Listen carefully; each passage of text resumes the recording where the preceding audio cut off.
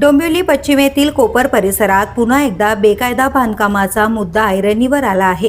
उच्च न्यायालयाने डोंबिवलीतील 65 बेकायदा इमारतींवर कारवाईचे आदेश दिल्यानंतर काही काळ भूमाफियांचे धाबे दणाणले होते। मात्र आता पुन्हा एकदा नियमांना हरताळ फासत 8 मजली बेकायदा इमारत उभारण्यात आल्याचा गंभीर आरोप होतोय।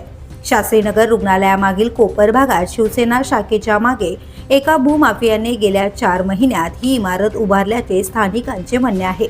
विशेष म्हणजे इमारतीभोवती हिरव्या जाळ्या लावून हे बांधकाम अधिकृत असल्याचं चित्र निर्माण करण्यात आलं। मात्र नगर रचना विभागाची बांधकाम परवानगी आणि महसूल विभागाचे आवश्यक दाखले घेतले नसल्याचा दावा करण्यात येतोय।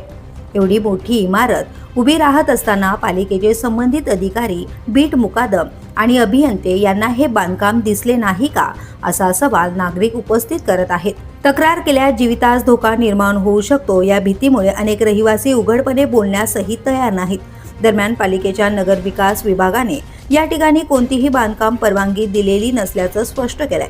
त्यामुळे आयुक्त अभिनव गोयल यांनी या प्रकरणाची तातडीने चौकशी करून संबंधित बेकायदा इमारतीवर कठोर कारवाई करावी अशी मागणी स्थानिक नागरिकांकडून केली जाते। द पोलीस न्यूजसाठी श्रीधर चव्हाण, कल्याण, डोंबिवली।